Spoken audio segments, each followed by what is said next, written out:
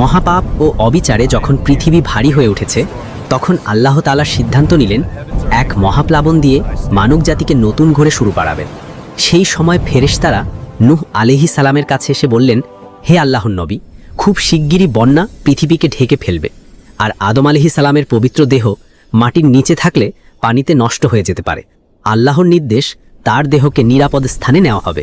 নূহ আলাইহিস সালাম বিস্ময়ে ও আবেগে মাথা নত করলেন। ফেরেশতারা তাকে সঙ্গে নিয়ে গেলেন জাবাল কুদ্দুসের গভীর পাহাড়ি উপত্যকায়, যেখানে আদম আলাইহিস সালামের দাফনস্থল। চারদিকে নীরবতা, শুধু পাহাড়ের বুকের উপর ঠান্ডা বাতাস বইছে। ফেরেশতাদের আলোয় আলোকিত সেই জায়গায় কবরটি খোলা হলো। আদম আলাইহিস সালামের পবিত্র দেহ তখনও অক্ষত, শান্ত, জ্যোতিময়। গভীর সম্মান ও মমতায় ফেরেশতারা দেহটিকে বিশেষ কাঠের বাক্সে রাখলেন, যা ভেতর থেকে সিল করে নিরাপদ করা হলো। নূহ আলাইহিস সালাম বাক্সটি তুলে নৌকার ভেতরে একটি নির্দিষ্ট কক্ষে স্থাপন করলেন, যেন নবুয়তের প্রথম পিতা তার সাথেই নিরাপদে থাকেন। এরপর শুরু হলো সেই বিধ্বংসী দিন। আল্লাহর নির্দেশে আকাশের দরজা খুলে গেল, মেঘের গর্জনে পৃথিবী কেঁপে উঠল, মাটির বুক ফুঁড়ে পানি উথলে উঠতে লাগলো। পাহাড়, বন, জনপদ সব পানির ঢেউয়ে হারিয়ে যেতে লাগলো। নূহ আলাইহিস সালামের বিশাল নৌকা তরঙ্গের উপর ভেসে চলল, আর তার ভেতরে নীরবে শুয়ে থাকলেন মানবজাতির প্রথম পিতা আদম আলাইহিস সালাম। দিন যায়, রাত যায়, পৃথিবী যেন সীমাহীন সমুদ্রে পরিণত হয়।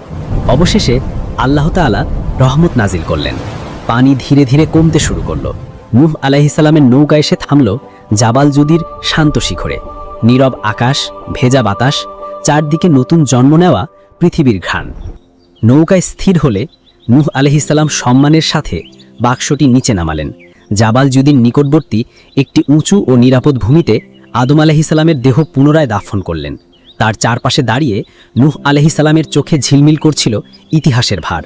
নতুন পৃথিবীর শুরুর আগে আদম আলাইহিস সালামের স্মৃতি যেন আবার জীবন্ত হয়ে উঠল।